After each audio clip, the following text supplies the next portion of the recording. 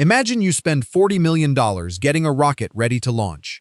The weather clears, the systems are green, the countdown hits 0, and then, nothing. A software flag trips at the last millisecond. The launch is scrubbed, the rocket sits there, and tomorrow, you start the entire process over again. That $40 million? Gone. Not lost in space, lost on the ground. This is what it actually costs to run a private space launch facility, and the number will make your jaw drop. Everyone thinks the expensive part of a rocket launch is the rocket. It is not. The rocket is just the visible tip of an operation that runs every single day, whether anything leaves the ground or not. A launch facility is less like a factory and more like a small city that has to be perfect every hour, or the whole thing shuts down. Let's start with the ground itself, because before a single drop of fuel gets pumped, you already own one of the most expensive pieces of real estate on the planet. A modern orbital launch site needs a minimum of several thousand acres of buffer land. Not because the facility itself is that large, but because a rocket failure on the pad has a blast radius that can extend for miles, and no government on Earth will let you launch next to a town. That land has to be cleared, surveyed, and in many cases purchased from dozens of separate landowners over years of negotiation. Then comes the pad itself. A single launch pad, with its flame trench, its water deluge system capable of dumping hundreds of thousands of gallons in seconds to suppress acoustic energy, its lightning towers, and its umbilical arms that feed fuel and power into the rocket right up until the moment of liftoff, can cost anywhere from $50 million to several $100 million to build. And that is before you've added a single building. Now here is the part almost nobody talks about. That pad does not last forever. Every single launch is, structurally speaking, a controlled explosion happening a few hundred feet from a multi-million-dollar structure. The exhaust plume alone can reach temperatures over 3,000 degrees Fahrenheit. After every launch, engineers walk the pad and document the damage. Concrete gets pitted, steel gets warped, sensors get fried. A facility that fires successfully might still need 6 figures of repair work before it can safely support another countdown. Fail badly, and you are looking at months of reconstruction and tens of millions of dollars, all while your competitors keep launching and your customers start looking elsewhere. Let's talk about fuel, because this is where people's assumptions fall apart the fastest. A single launch of a medium-lift rocket can require well over 1 million pounds of propellant. For liquid oxygen and kerosene combinations, that alone can run into the hundreds of thousands of dollars per flight. Switch to liquid hydrogen, which has to be kept at -423 degrees Fahrenheit, and the cost curve gets even steeper, because you're not just buying fuel, you're buying an entire cryogenic supply chain. Specialized trucks, insulated storage tanks that boil off product every single day just sitting there, whether you launch or not. Boil off alone, the fuel that evaporates from the tanks due to heat leak can waste thousands of dollars worth of propellant daily on a facility that hasn't launched anything in weeks. And fuel isn't a one-time purchase before flight, it's continuous. Ground support equipment needs to be tested regularly using real propellant, not simulations, because a valve that works in a computer model can still fail under real cryogenic stress. So facilities run wet dress rehearsals, full fueling tests without ignition, purely to validate the system. Each one burns through real product and real money and produces zero revenue. Now let's get to the people, because a launch facility does not run on rockets. It runs on humans, and a lot of them. A functioning launch site needs propulsion engineers who understand combustion dynamics down to the millisecond. It needs range safety officers, whose entire job is deciding whether to destroy a rocket mid-flight if it veers off course toward a populated area. It needs weather specialists who track upper atmosphere wind shear, because a rocket can be destroyed by high-altitude crosswinds long before anyone on the ground feels a breeze. It needs a fire and rescue crew on permanent standby, fully suited, every single time fuel is loaded, regardless of whether that day ends in a launch or a scrub. For a mid-size private launch operation, permanent technical staff can easily run into the hundreds of people, and payroll for a team like that, factoring in the highly specialized nature of aerospace engineering salaries, can exceed $50 million a year before a single rocket leaves the pad. Add contractors brought in for specific launch campaigns. Add security personnel who guard a facility that is, quite literally, a target for both industrial espionage and physical sabotage, And the daily cost of simply having the right people in the right place, ready, is staggering. Here's the detail that catches people off guard. Most of those people are paid whether the rocket flies or not. If a launch scrubs due to weather, and weather scrubs are common, sometimes more common than successful launches, the fire crew still suited up.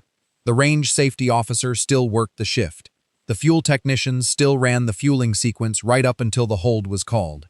You paid for an entire operational day, and the only thing that happened was that everyone went home and came back tomorrow to do it again. This is the part of the business that never makes it into a highlight reel. A launch that gets scrubbed at the last second isn't a minor inconvenience.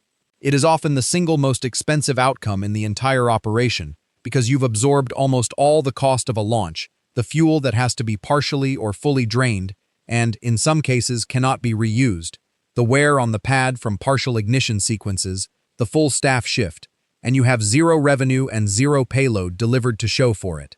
Do that 3 or 4 times in a row, which happens more often in this industry than most people realize, and you can burn through tens of millions of dollars without a single rocket leaving the ground. Let's talk about maintenance, because a launch facility is essentially a piece of critical infrastructure sitting directly in a corrosive, high-vibration, high-heat environment, and it needs constant attention just to stay usable. Salt air near coastal launch sites eats through metal at an accelerated rate. The fueling lines that carry cryogenic propellant expand and contract with every single use, which means they need regular inspection for microfractures that could cause a catastrophic leak. The massive water deluge systems, the ones that protect the pad from acoustic damage during ignition, need their pumps tested, their pipes cleared, and their tanks refilled constantly, because acoustic energy from a rocket launch is powerful enough to damage the vehicle itself if it isn't properly suppressed.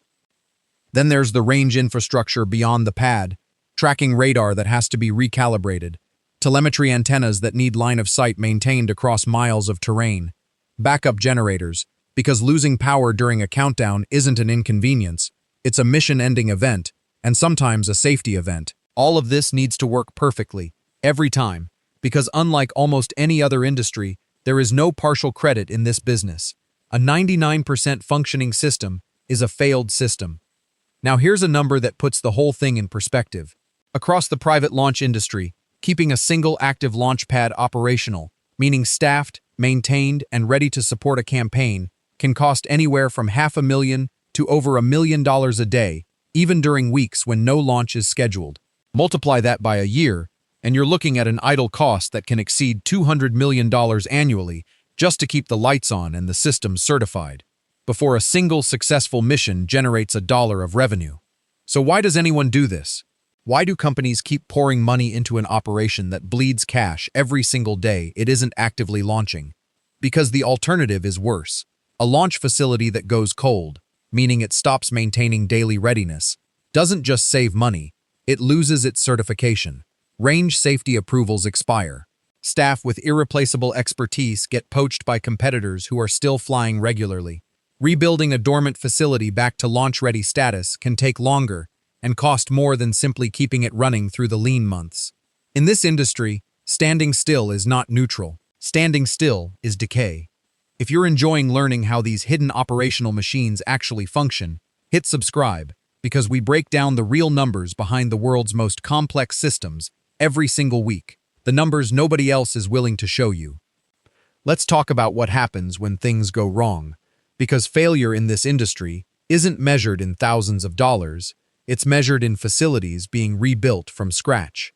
When a rocket explodes on or near the pad, the damage isn't contained to the vehicle. Debris travels outward at extreme velocity. Fuel lines rupture. Structural steel warps from heat exposure that can exceed anything the pad was designed to survive from a controlled ignition sequence.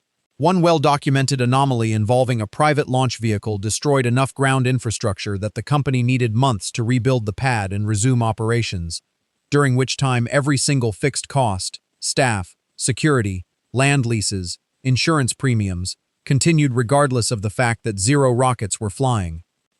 And that brings us to insurance, one of the strangest and most expensive line items in this entire business. Launch insurance, covering the vehicle, the payload, and third-party liability in case debris causes damage or injury off-site, can cost between 5 and 20% of the total mission value, depending on how many successful flights that particular rocket design has completed. A brand new rocket, one without a long track record, can be almost prohibitively expensive to insure because insurers price risk based on historical failure rates, and a new vehicle simply doesn't have enough data yet. Some companies choose to self-insure early flights, essentially betting their own capital that nothing goes wrong, which sounds bold until you remember what a single pad failure actually costs to clean up and rebuild. There's also a cost category most people never even think about: range closures. Every time a rocket launches, the surrounding airspace, and in many cases, surrounding sea lanes, have to be closed to commercial traffic for safety. That doesn't just apply during the successful 30 seconds of liftoff. It applies during every single attempt, including the ones that get scrubbed with minutes to spare. Coordinating that closure with aviation authorities and maritime agencies is a constant administrative and financial burden, and every scrub means doing that coordination all over again for the next attempt. Let's put a full year together so you can see the real shape of this business. A private launch operator running a moderately active campaign, say a dozen launch attempts in a year, might spend $200 million annually just on facility readiness, staffing, and maintenance. Add fuel and consumables for both actual launches and the wet rehearsals needed to validate systems, another 50 to 80 million. Add insurance across those missions, potentially another 50 million, depending on payload value and vehicle track record. Add the near-certain cost of at least one significant scrub cycle or minor anomaly requiring unplanned repair, easily another 20 to 30 million. You are well past $300 million in operational cost, before counting the actual manufacturing cost of the rockets themselves. And here's the number that makes the entire industry make sense. A single successful commercial launch, carrying a satellite constellation payload or a government contract, can generate anywhere from $60 to over $100 million in revenue for the operator. Do the math, and you'll see why launch cadence, meaning how often you can safely and successfully fly, matters more than almost any other metric in this business. A facility that launches twice a month is a fundamentally different business than one that launches twice a year, even if the fixed costs are nearly identical. The fixed costs don't care how often you fly. Revenue only comes when the vehicle actually leaves the ground and the payload actually reaches orbit. This is the brutal logic sitting underneath every private space company's spreadsheet. You are paying full operational cost on the days you don't launch, and you're paying it again on the days you do. The only way this business works is volume, reliability, and an obsessive, almost paranoid commitment to preventing the one thing that costs more than anything else: catastrophic failure.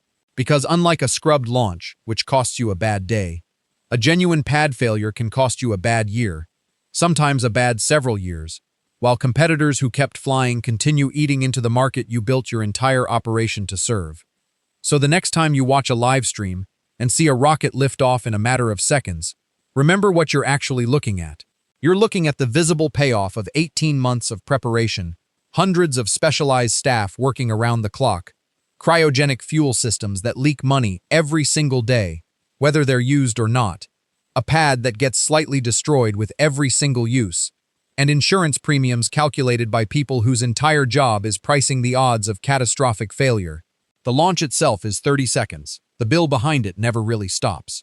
Disclaimer: this content is for educational and entertainment purposes only. Operational costs are estimates based on available data.